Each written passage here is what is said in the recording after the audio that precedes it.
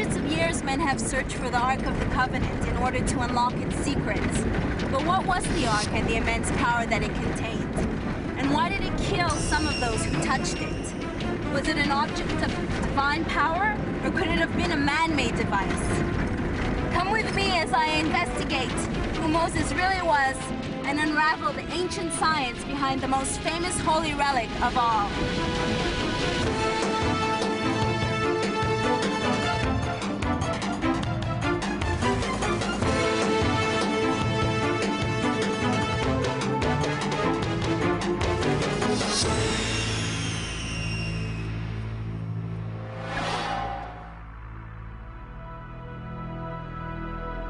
The book of Exodus in the Bible is very clear on how to build the Ark of the Covenant. The box had to be made of hard shittim wood, or acacia as it's known today, 45 inches long, 27 inches wide, and 27 inches deep, and then lined inside and out with pure gold. A solid gold mercy seat, or lid, was to be placed on top of the Ark, upon which perched 2 gold winged cherubs facing each other with their wings spread. 2 wooden carrying poles were then passed through gold rings on either side of the box to allow it to be carried safely.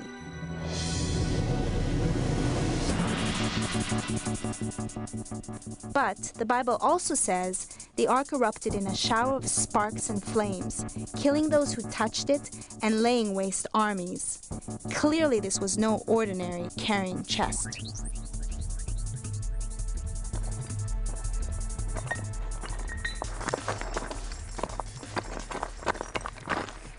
I'm here in the Sinai Desert, amid thousands of square miles of just sand and scrub. According to the Bible, more than 3,000 years ago, Moses stood here and received instructions from God to build the Ark of the Covenant. A wooden box covered in pure gold in which to place 2 stone tablets bearing the 10 Commandments. But no one really knows what the Ark was. One scientist has a controversial theory. He believes that it was a capacitor or a battery of sorts. Wild as it may sound, we're going to build a full-scale replica and then try to fire it up to see if we can produce an electrical current. To unravel this ancient mystery, scientist John Hutchison has put together a team in Vancouver who are all experts in their fields, including cabinet maker Dan Northrup and electrical engineer Corey Whaling. Together, they have to design, build, and test a working replica of the Ark, using the Bible as their instruction manual. But why was the Ark so deadly? Highly controversial theories suggest that it might have contained particles from a meteorite. Others speculate that it was a nuclear device of some sort, made of highly radioactive uranium. John Hutchison's belief is no less controversial, but much more practical. He believes that it might have been a high-voltage capacitor, part of some lost, ancient technology. According to his theory, when it was carried across the hot desert, the 2 gold cherubs on top of the box collected huge amounts of static and electromagnetic electricity, causing the entire outside of the Ark to be negatively charged. With the hard acacia wood acting as an insulator between them, the inside of the box, also gold-lined, would have become positively charged and would have been able to build up and store a lethal voltage, zapping anyone who touched it. If this theory is true, then 3,000 years ago, this would have indeed seemed like God in a box. It'll build up thousands of volts of energy and discharge like a huge spark like that. It can actually kill you if you're not careful with it. You're not going to get hurt, you're going to get killed. There's no, ooh, it might be harmful, it'll kill you. And anybody that touched it would have got kicked across the room. So, while the team in Vancouver are battling to build it, I'm going to stay out here in Egypt and try to piece together the ancient heritage behind it. And we've only got 4 weeks to do it.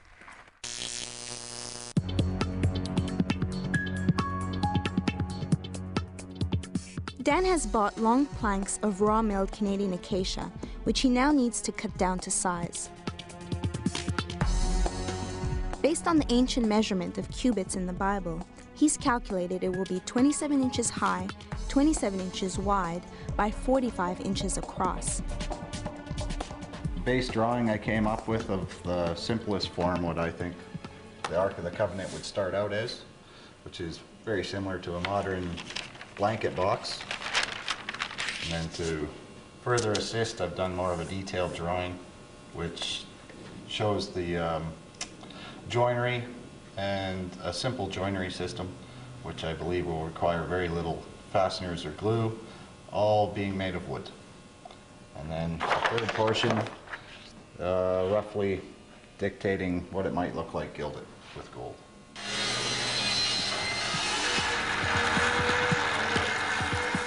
My further research this morning in the Bible, I went back to the time of Exodus, as I have several times, the instructions for the sizes, the materials. 2 cubits shall be the length thereof, and a cubit the breadth thereof, and a cubit and a half the height thereof. And thou shalt overlay it with pure gold, and make thereto the crown of gold around it. We took all the measurements and stuff, a lot of it came right out of the Bible.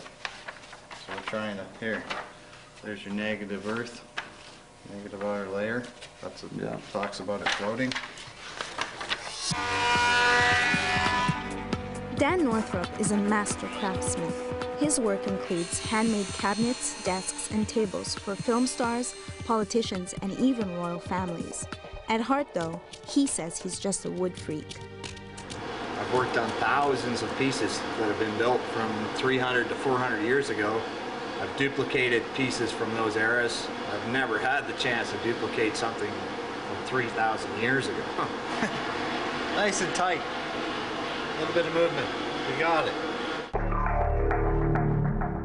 John Hutchison is a maverick scientist, specializing in electromagnetic currents, and has been fascinated by the Ark for as long as he can remember.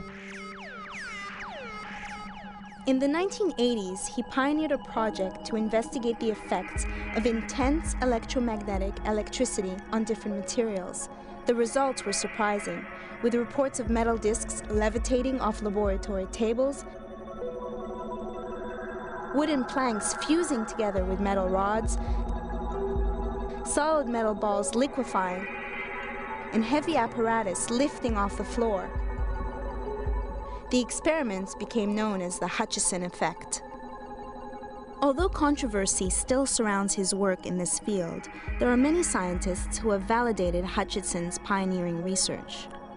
I'm reading some articles on the internet about Moses that he was basically also electrical genius and felt that if he could have a special machine, a special ark, beautiful, actually quite a beautiful piece, and it produced these sparks, that he could indeed carry, let's say, the Word of God or Jesus through by showing this off as an energy source, but not understanding exactly what it is. Yeah, these are the cherubim drawings. That's what that's a base sketch of them. Yeah, This is a more detailed sketch of the wing. so that sits on top of the box. Yeah, these sit on top of the mercy seat. Anybody who would experience sparks out of it or coming between the cherubim, or weird glows coming from it, would indeed say that God has something to do with it. Corey Whaling is an electrical engineer who specializes in high-voltage transformers. He's convinced the Ark was some form of ancient capacitor. It could have very well built a charge from the priests carrying it through the desert, by the clothing they're wearing, the heat and the friction of their legs rubbing together, the furs they used to protect themselves from the box. All of that could have built a static charge, and it could have been captured in the Ark as a capacitor.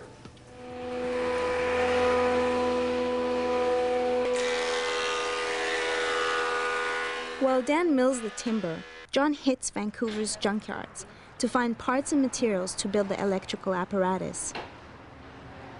Well, I'm looking for bits and pieces for the Ark. Maybe some cherubim if I'm lucky.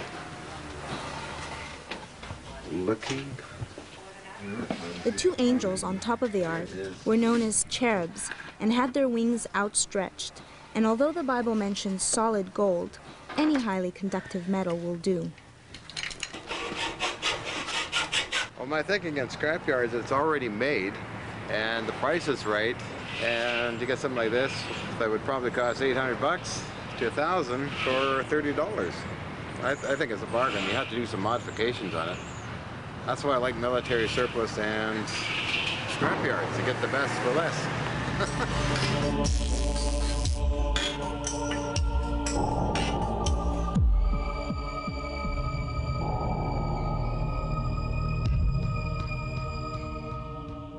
While John Hutchison and the team in Vancouver battle against the clock to build a full-size replica of the Ark of the Covenant, I've come back to Egypt, the country of my ancestors, to try to unlock the secrets of this enigmatic box.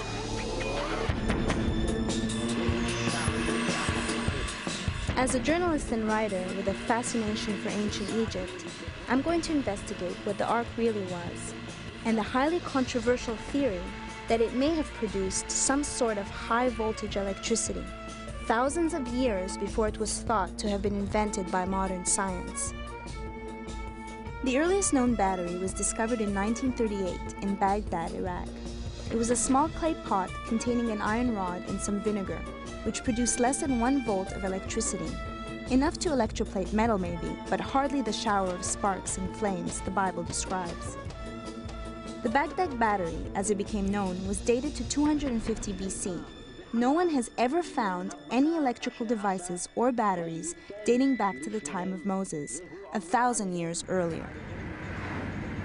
I'm heading to the Temple of Hathor in Dendera. It's about an hour north of the Valley of the Kings to check out some remarkable hieroglyphics that I think might change that.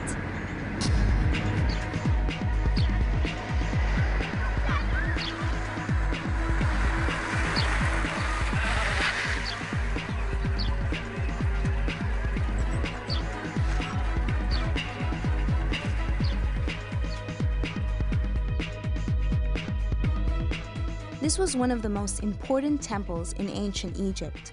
It had the largest alchemical library in the kingdom and was a center of science, medicine, and learning. It also houses some of the best preserved and most intriguing wall reliefs ever discovered. In the heart of the temple was the Holy of Holies, an inner sanctum which was only accessible to the high priests and the pharaoh himself.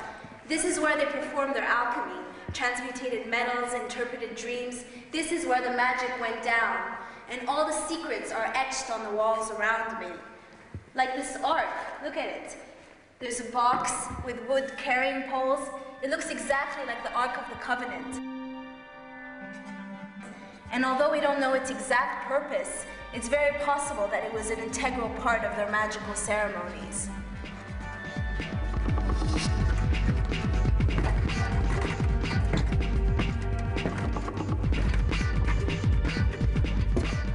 But the real secrets of Dendera were hidden underground, in the oldest part of the temple and only recently discovered.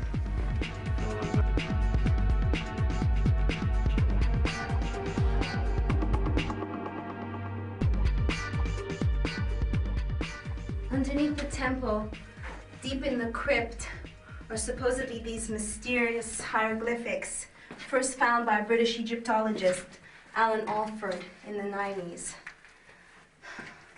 It was him who thought that they looked like ancient Egyptian electricity. I think these might be them. Yes.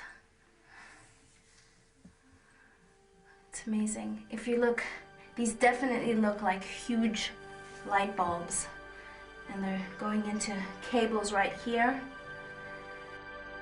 And then on the other side, looks very industrial, are these transformers. It's very compelling evidence. Could this be evidence of ancient Egyptian electricity?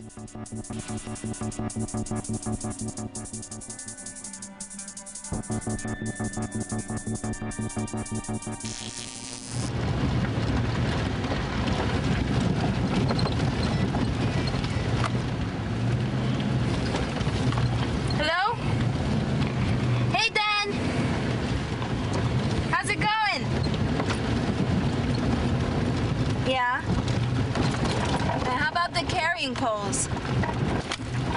And the cherubim? Alrighty. I'll give you a call when I get some more research. Okay, bye.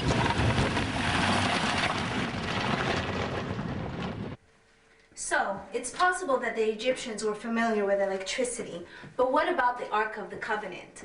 Golden chests like these, on carrying poles, appear on dozens of tombs throughout Egypt, and they're strikingly similar in shape, design, and size to the Ark of the Covenant.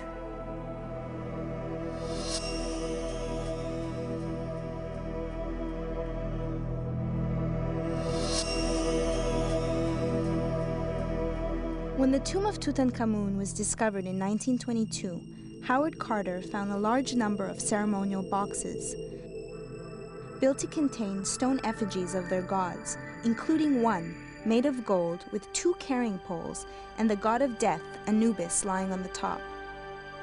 Could the Ark of the Covenant be modeled on this? Even more intriguing was the young pharaoh's coffin, over which hung a large cloth tent interwoven with thousands of small bronze stars, surrounded by winged cherubim, very similar to the description of the tabernacle in the Bible.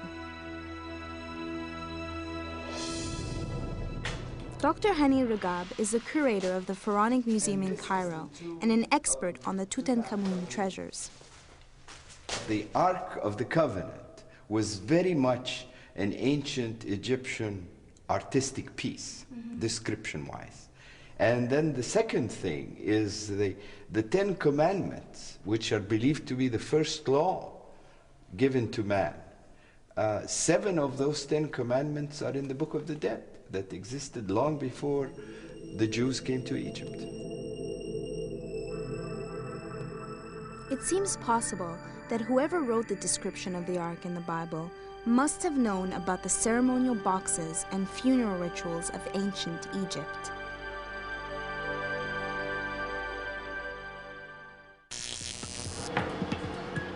Back in Vancouver, Dan's ready with the wood and is now beginning to assemble the box.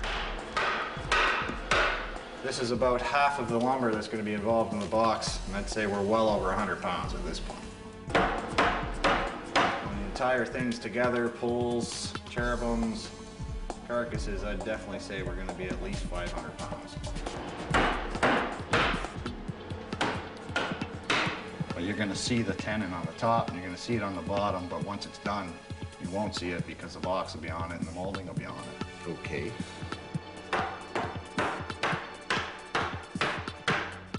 Where we've got our mercy seat, top of the box, where the cherubims are going to sit, pretty much ready to go.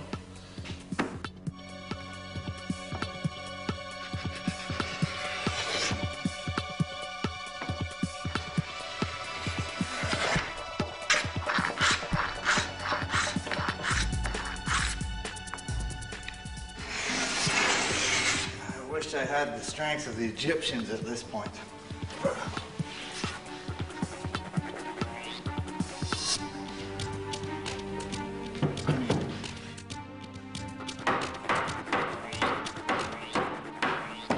Things I am finding is they used very limited tools to do a lot of work.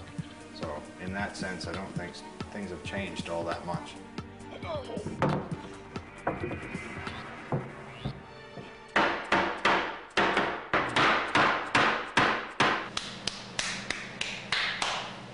Just need the orders from Mr. Hutchinson. While Dan and Corey work on the Ark, John goes back to his apartment, which he's transformed into a high-voltage lab. To the door. Cool. I'll actually take my shoes off. Welcome to John's World, or John's Paradise, or John's Paradise. Strange World of John. The ancient Egyptians were using voltaics and different metals, and also possibly electrostatics. And I think they even had crude light bulbs, from what I'm told.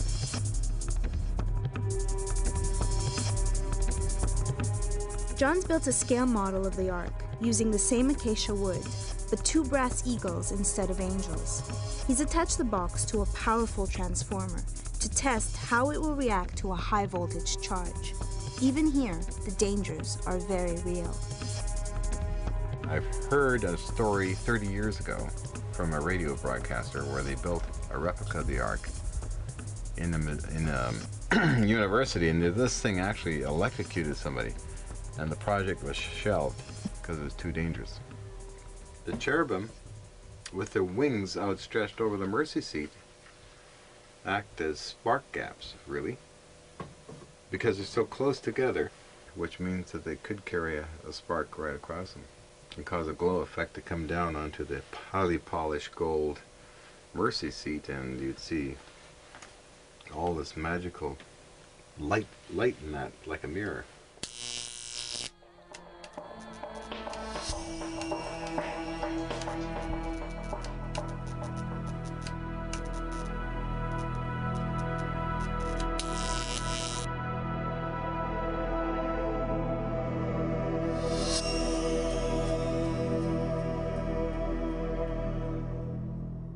One of the more controversial theories on the Great Pyramid at Giza is that it was an energy source built at a specific location to harness a strong, natural electromagnetic field, like other ancient sites such as Glastonbury and Machu Picchu.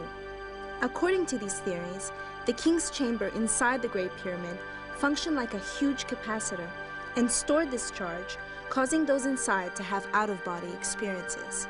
Could this really be true? I had to find out for myself.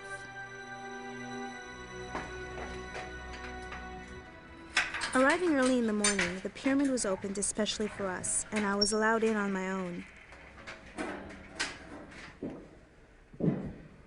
You can't imagine how massive this structure is until you're actually inside and climbing up the main shaft.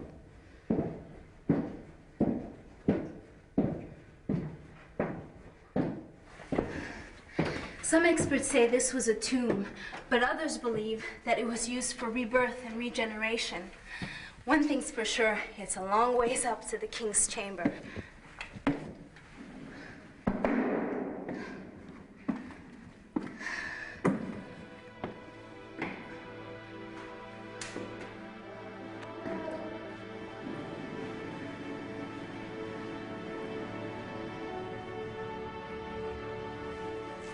What I find the most intriguing about the king's chamber is this basin here. It's made out of quartz and granite, and it's the same cubic capacity as the Ark of the Covenant. 45 inches long, 27 inches wide, and 27 inches deep. What was it used for? Could it have been that the Ark of the Covenant was placed in here, and that's how the pyramid came to life? I didn't have an out-of-body experience here, but there is a strange feeling, a strange kind of energy. It's tempting to speculate that the granite basin was indeed some form of rebirthing pool, its natural quartz crystals and this whole chamber somehow brought to life by a power source.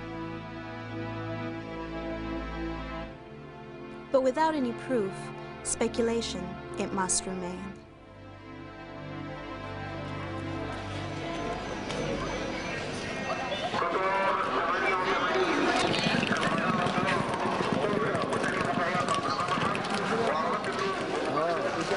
We're going to Luxor. We're taking the overnight. Should be interesting. 10 hours.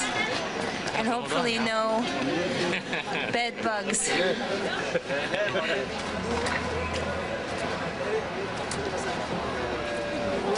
There are no tourists on this train.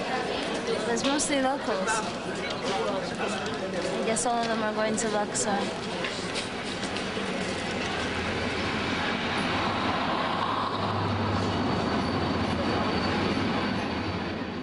While Egypt trundled past the window outside, I hit the bar. If you ever take the overnight sleeper from Cairo to Luxor, take it from me. It's the place to break up the 10-hour journey. 70s decor, neat spirits, and a dancing barman. Oh, and a fold-down bed, all for just $50.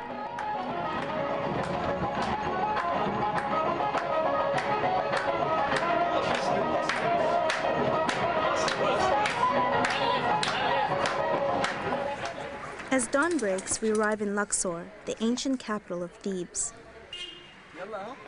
I've come here to meet a man who has been on a similar quest to me. Author Ahmed Osman has long been a thorn in the side of the Egyptian Antiquities Department with his outspoken views on the Exodus. He believes that Moses was the pharaoh Akhenaten.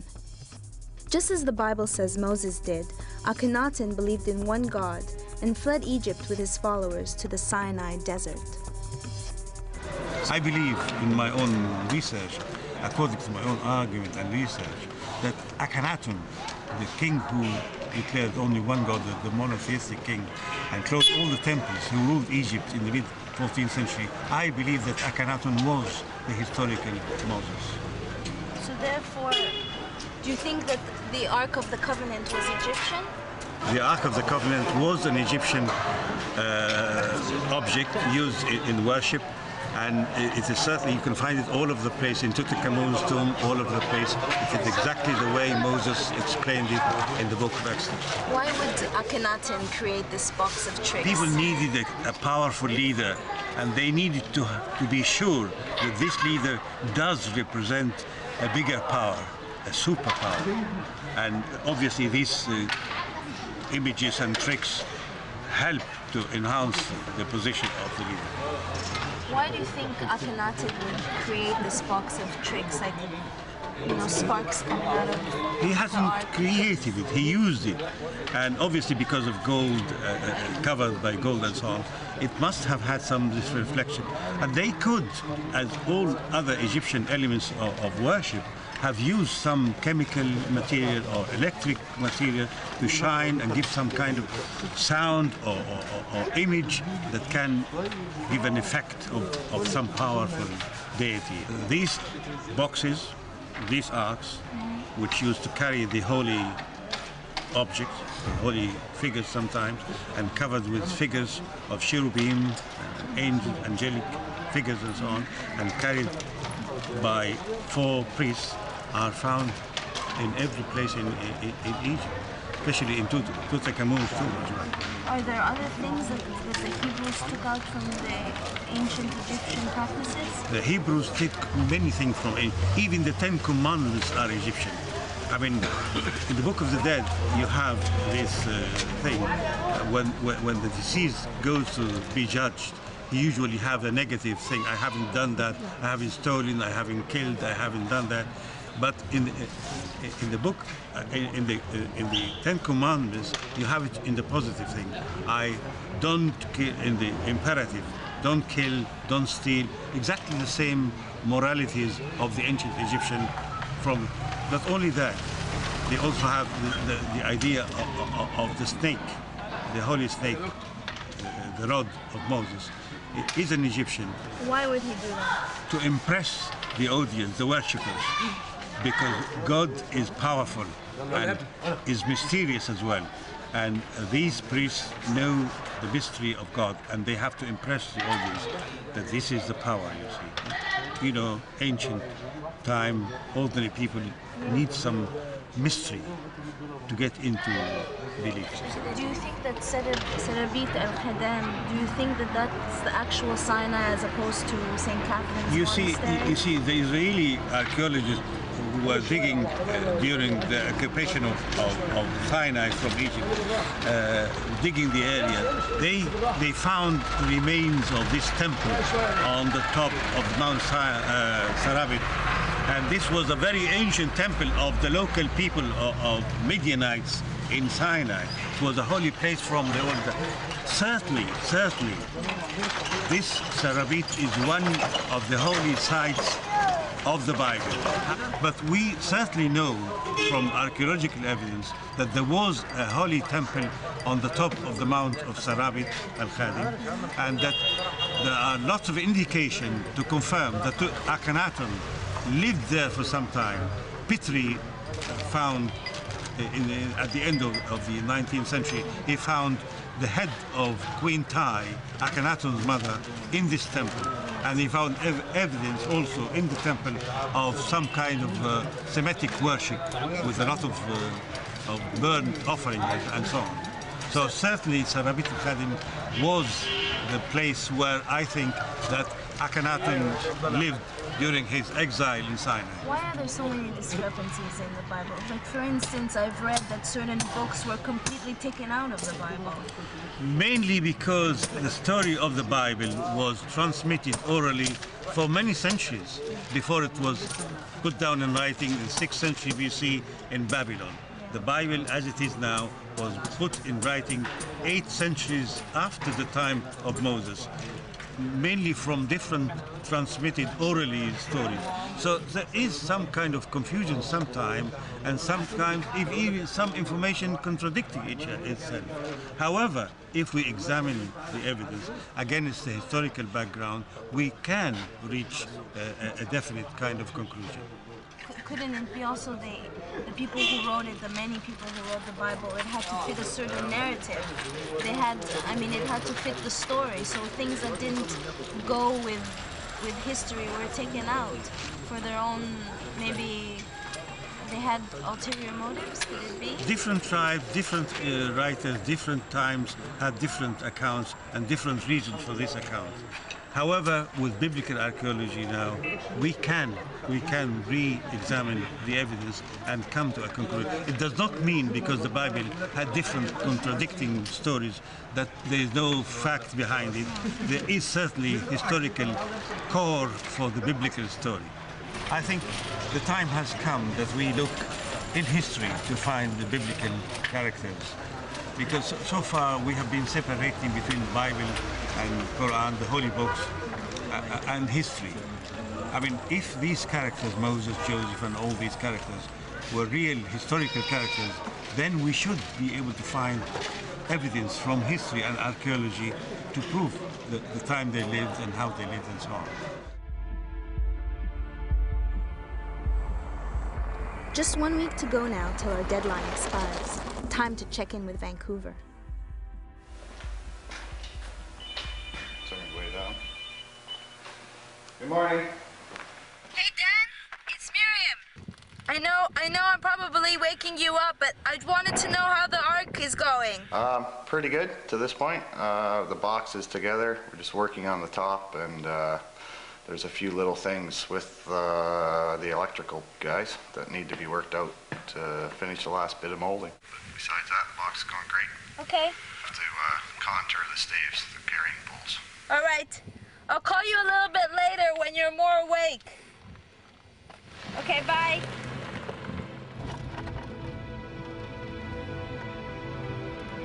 I've seen what looks like early forms of electric current on the walls underneath the Temple of Dendera, and I've seen dozens of ark-like golden chests in tombs. Could they really be connected, and how? If Moses really was the Pharaoh Akhenaten, then the answer could be out here in the Sinai Desert, in the ruins of the temple. All I had to do was find it. The Bible says that the Ark of the Covenant was constructed on Mount Sinai, where St. Catherine's Monastery is today. But that was built in the 4th century AD, nearly 2,000 years after Moses. However, in 1904, a British archaeologist, Flinders Petrie, came across an Egyptian temple at Sarabit el-Khadam, a short distance away, which was dated back to the time of Moses and the Exodus from Egypt.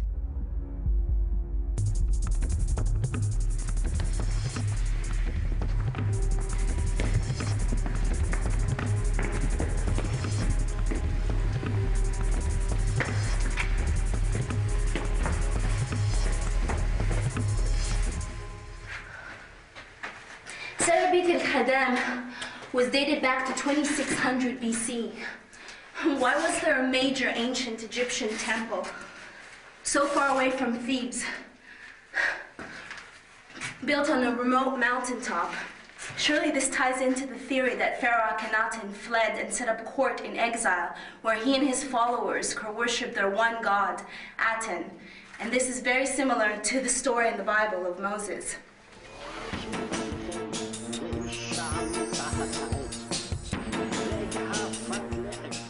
When Petrie excavated the site, he found evidence of furnaces, crucibles, and tools, as well as a large amount of white powder mixed with sand.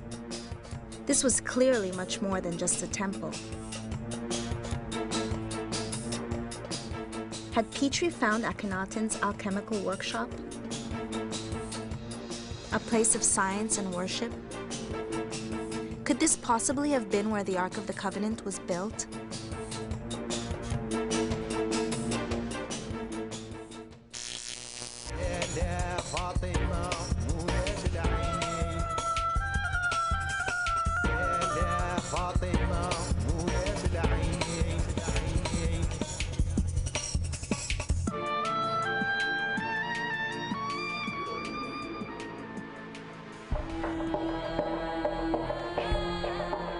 In our quest to explore a controversial theory that the Ark of the Covenant might have been an electrical capacitor, I've found it's quite possible the Ark was Egyptian in design, and that it could have been made in Sinai. It's also possible it might have been used by the Egyptian high priests in the temples. But the question remains, what was it used for? There's an Egyptian working in the Valley of the Kings who may have the answer. Ibrahim Mohammed Ali Rabe is the head of one of the oldest families in Gourna. And there is few family. His great-grandfather helped excavate in the Valley of the Kings, and his detailed knowledge of the area has been passed down through generations. We live in the tombs of the noble here. The Gourna people, when they come, they used to live inside the tombs, and they start to build their houses outside of the tombs. And we know there is, especially in the tombs of the noble, they have so much secret about power. Working in the tombs of the nobles, which have been largely abandoned by modern archaeologists, Ibrahim has spent years analyzing the mummies and researching the burial rituals of the high priests. Controversially, he believes the Ark may have been used to produce a very fine powdered gold known as mufskst, or life, which he's found in many of the mummies of the nobles. He thinks the powder was produced by exposing the naturally mined gold to great heat inside or on the Ark. And although there's no proof that this was the case, the scientific theory is possible. Here used to be a stone door, has been locked and sealed and painted, so nobody knows. This used to be a secret place for the powder jar.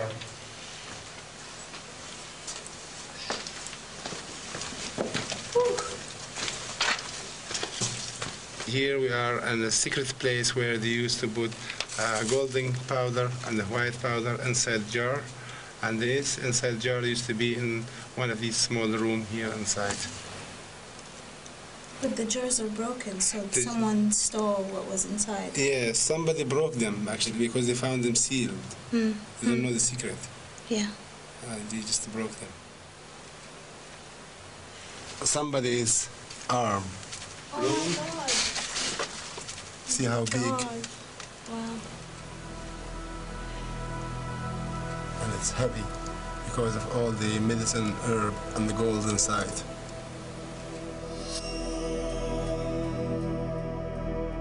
It's believed this powder was given to the dead to give them strength in their journey to the underworld and the afterlife. If the Ark was used to produce this venerated powder of life, it's easy to see how it gained almost mythical status, and why, for the Hebrews, it became a powerful symbol of their God. Was the mufskst the manna from heaven that the Bible describes being placed inside the Ark alongside the Ten Commandments? Was it true that powdered gold had these amazing properties?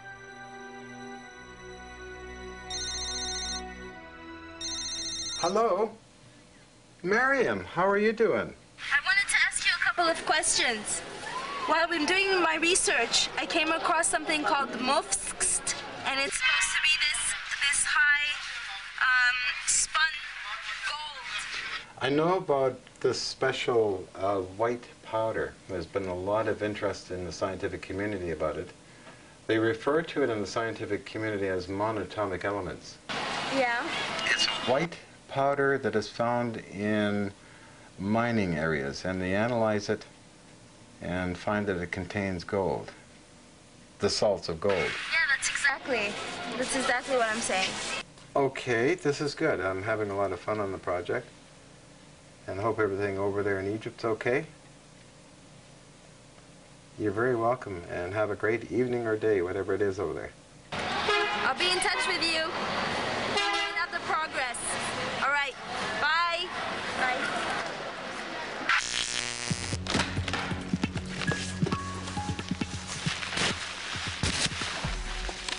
Merry Christmas. Yeah, drawings of what we should have in the box. Hey, actually looking kind of neat.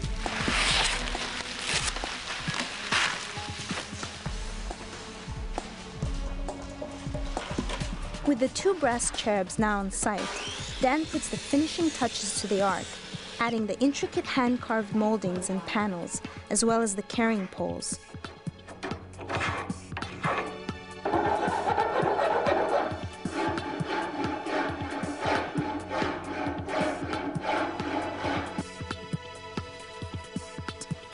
Although the Bible does say it was lined inside and out with pure gold, the team estimated it would cost more than $10 million, not to mention the weight.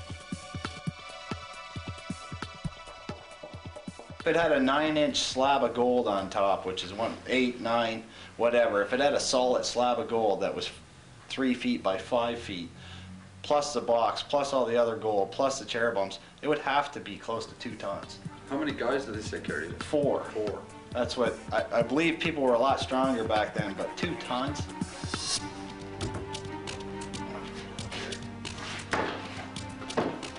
To turn this wooden box into a capacitor, they're putting 2 layers of copper plates inside the box, separated by a large sheet of insulation material. Each layer would be 1 plate of the capacitor.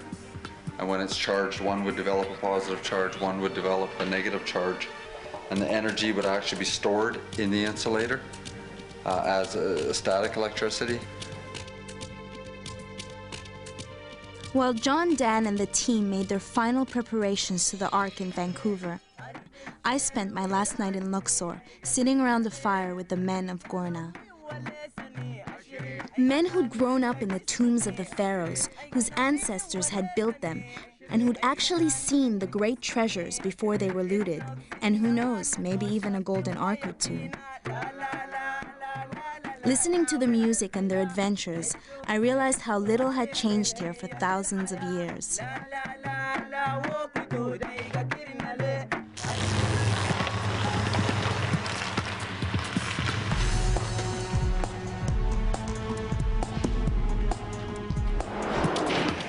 Okay.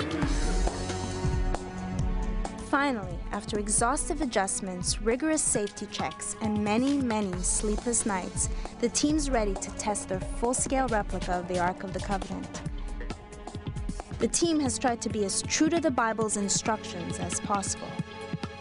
Dan has used acacia throughout, a very similar hardwood to the chitim wood that the Bible describes. And like his ancient counterparts, Dan hasn't used any nails at all, just joinery. The Bible describes the Ark erupting in a shower of sparks and flames, laying waste armies and killing all those who touched it. The team's expectations are more modest than that, but they do expect to see a good spark of electricity between the 2 cherubs. Although the Bible also says the Ark had to be lined inside and out with pure gold, the cost of this would have been over $10 million today.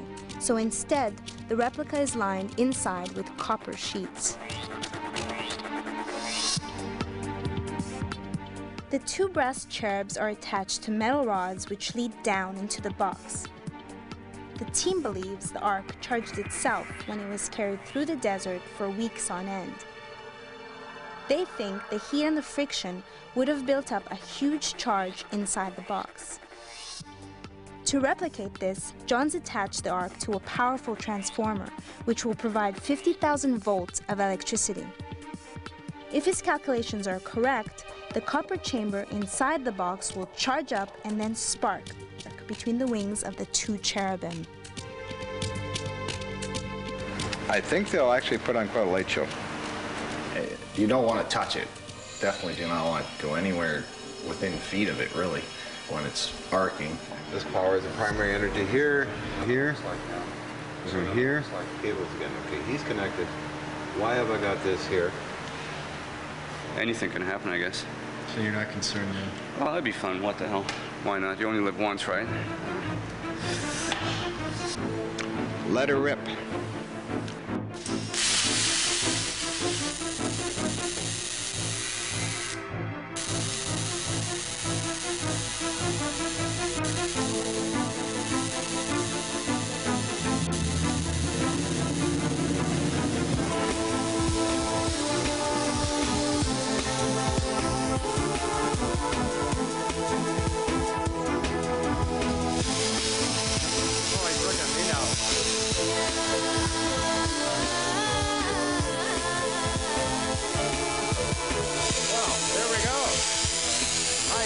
High voltage, 50,000 volts, plastic grid.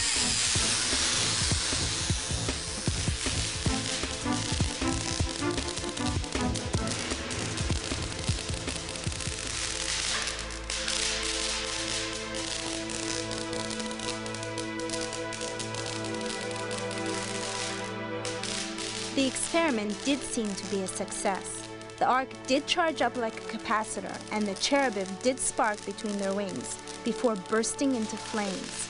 Even in a warehouse in Vancouver, it's easy to see how people saw this as God in a box 3,000 years ago.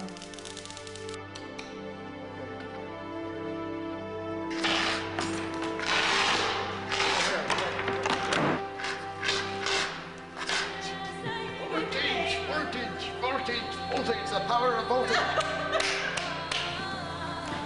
This whole thing disintegrated. Oh my gosh. Look at this little part, it disintegrated.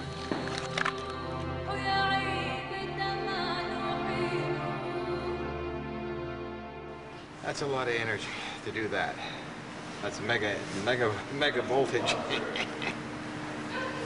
can I say? Did it go as you kind of thought it would go? Yeah, we're run pretty good, I think. Pretty dynamic, pretty powerful. To blow them up like that, that's a lot of energy. Ooh. How do you feel now that it's over? I feel ready to build 4 kitchens and a dining room set. It did arc. I don't know if we proved it killed people or threw fire at people, but you know, we proved it's possible that it could have been a capacitor. I got a couple more trees so we can build another one.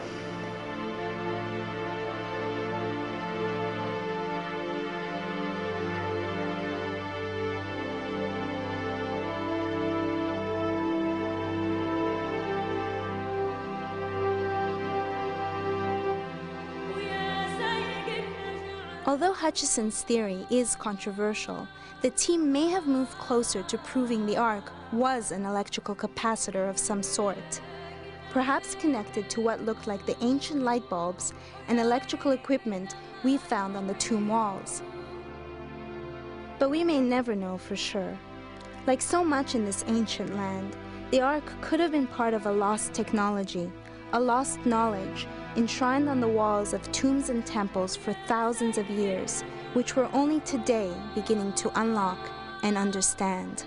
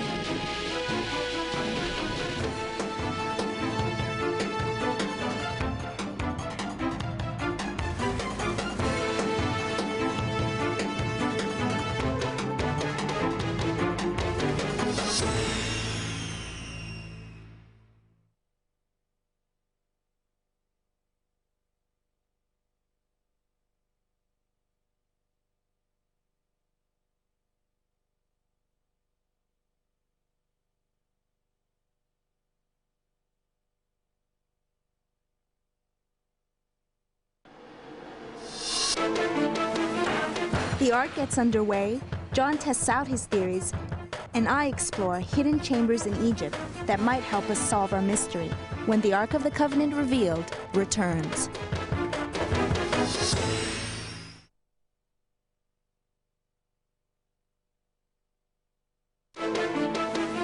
Alone inside the Great Pyramid at Giza, an overnight train to Luxor, and a remote temple out in the Sinai Desert that might have been where the Ark was made.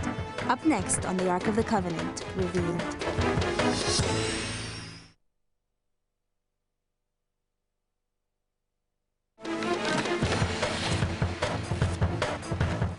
The final touches are put to the replica of the Ark, and I head underground in the Valley of the Kings, coming up next in the Ark of the Covenant Revealed.